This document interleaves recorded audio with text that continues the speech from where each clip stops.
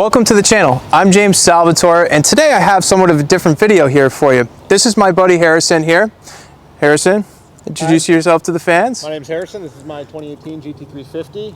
I have a YouTube channel actually, shameless plug, LokeDog96. Go check it out. Just saying. Yep. And today we're going to be doing an ownership experience video. So you've had this car now for about 2 years, right?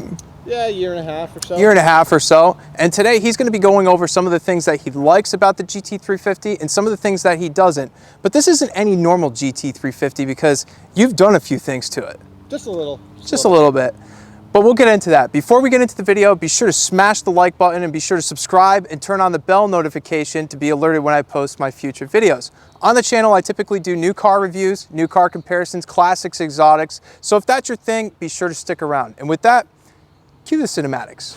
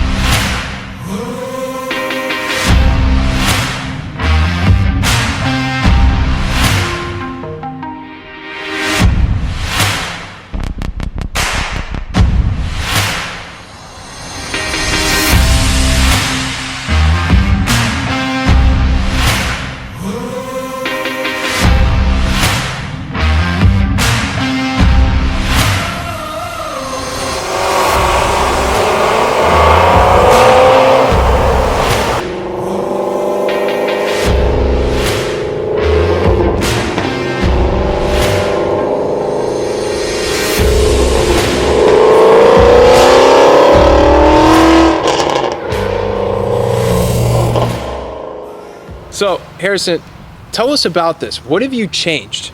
So the first thing I actually changed was the exhaust setup. So the first time I did the exhaust, I did a Corsa double helix X-pipe on the car.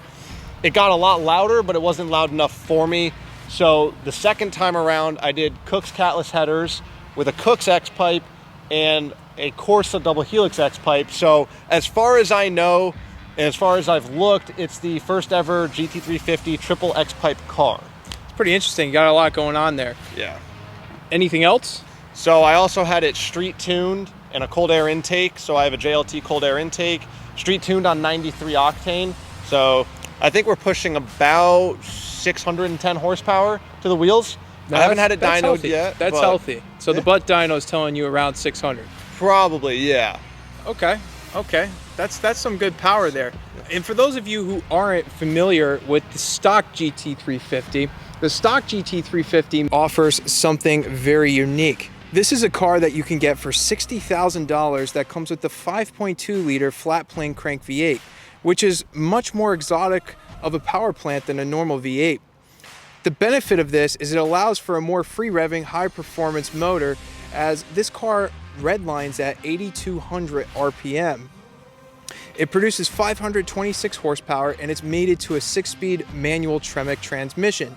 And this car also has magnetic ride control dampers which constantly adapt to road conditions. And for stopping power, this car has 394mm front rotors with 6-piston Brembos and 480mm rotors with 4-piston Brembos. All right, let's get into this thing.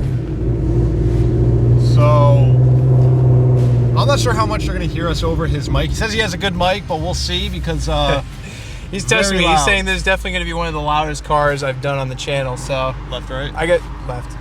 I guess we'll let you guys be the judge of that. But, you know, huge shout out to Harrison here. You know, during the quarantine, while we can't go to any dealerships right now, he's offered to let us experience his car. So I hope you guys are enjoying this.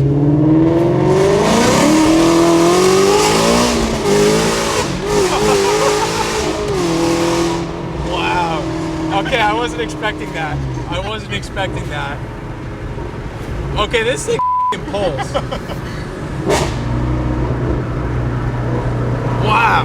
Yeah, it's different. Second gear. Second gear. Okay, this thing is definitely tuned because I have driven some 530-ish horsepower cars. Yeah. And they don't do that. No, they don't. It's wild with the torque curve. The torque curve on this car is insane. And that wasn't even all the way out, right? You short shifted. No. That was short shifting. Wow. Get the little blips. Does it auto blip or is it you heel towing? Okay, good. It's proper. It's not fake, guys. You hear that? He knows how to drive right. Left, right? Right. What a different sound.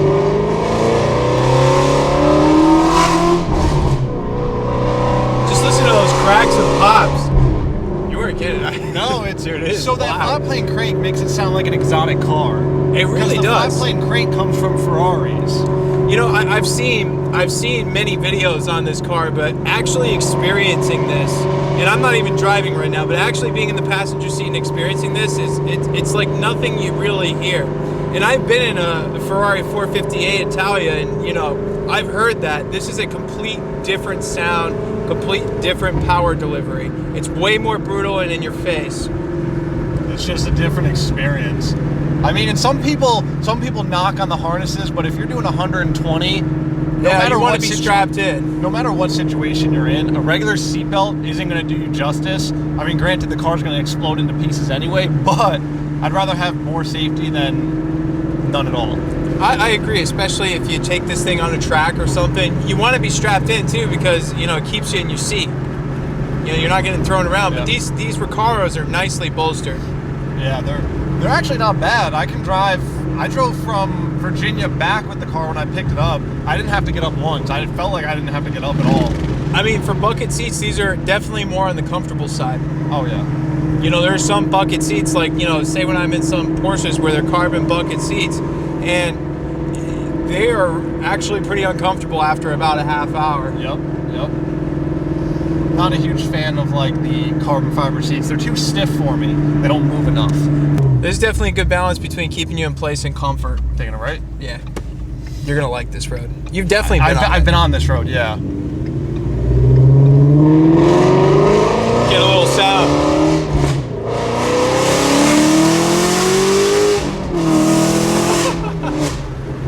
Oh man, I can't even wipe the smile off my face, guys. Like seriously, it's a visceral experience. It really is. And he hasn't even revved it all the way out yet. That's the biggest thing. He hasn't even gotten all the way up in the rev range. Yep. I'm short shifting probably at about 5,000 RPMs. Okay, yeah, that's really not up there yet. No.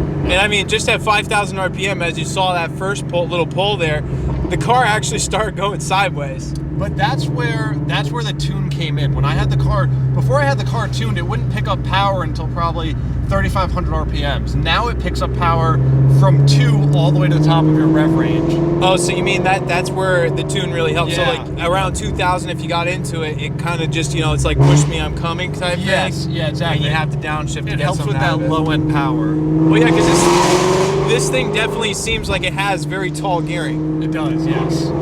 You can go, I want to say probably 90 miles an hour in second gear. Yeah, so very tall gears, guys. I mean, you got to keep in mind to really get through that gear, you need a lot of power, a lot of torque too.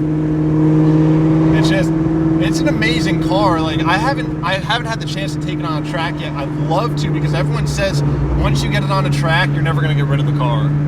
It's one of those cars where you're not experienced. Just like I say about a lot of cars, you know, you really can't experience these modern high performance sports cars to their fullest potential unless you're on a track. On this street right here going 40 miles an hour, maybe 60, whatever you want to call it, you're really not experiencing the car to, you know, its fullest potential, not even in the slightest. It's fun to take in a straight line too, all the way up to the top of every gear, but you only really get through the top of second gear. Yeah, it's not much fun to just wind out in a straight line. I'm more of like a windy road type of person. That is just that's wild. That is the right amount of obnoxious. Hang on, repeat for the viewers again what you've done with your exhaust, because I can't tell you how many times you hear like an exhaust video and you're like, damn, what is he going to tell me like what he did? Yeah, so actually it's part of it is custom fabricated, but it's a Cook's catless long tube header setup with a Cook's X pipe into a Corsa double helix X pipe. So that middle section from cooks to Corsa is custom fabricated to make it fit. Gotcha. Okay. So if you're looking to do it, you have to buy like 4 different components. But I also kept the stock mufflers on the car, so I have the active exhaust. So we're running stock mufflers with all that stuff. Wow. So ready? I'll give them a little clip of, once the car gets out of the way, of what it sounds like when the valves are closed, which is why I kept the stock.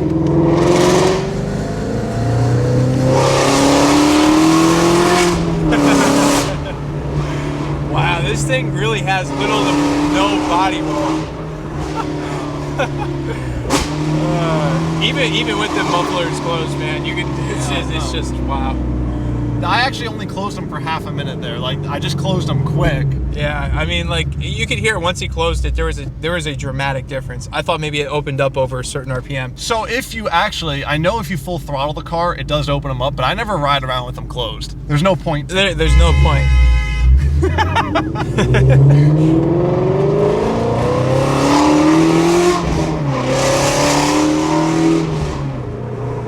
Oh, it's just so obnoxious. I mean, guys, part of the experience here is I'm just taking in the sound. It's just so obnoxious. I love it. There's nothing like the sound of American muscle. Wow. And you could get one of these cars base price around $60,000. Yep. I mean, think about that. If you go German, right, theoretically, and you go to your Audis, you go to your Mercedes, you get a C63, it doesn't have as much power as this, and the power plant is nowhere near as exotic, and it's not as much of an involved experience.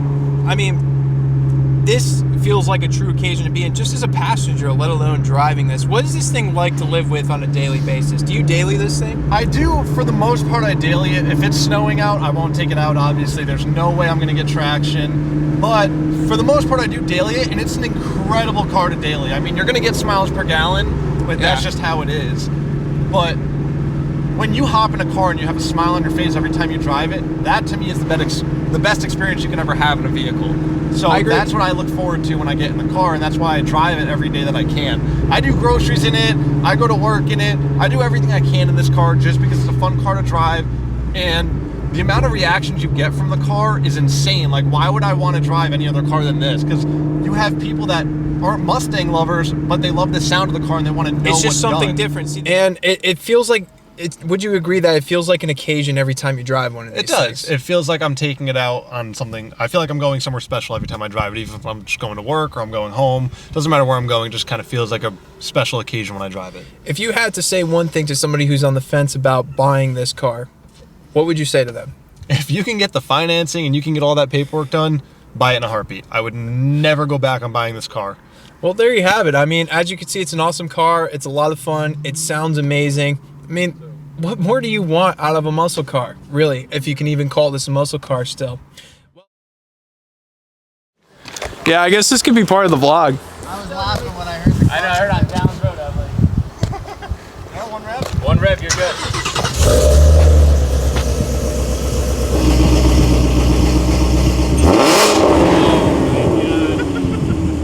Alright, I don't think enough, bro. I appreciate it, guys. Let me know what you're.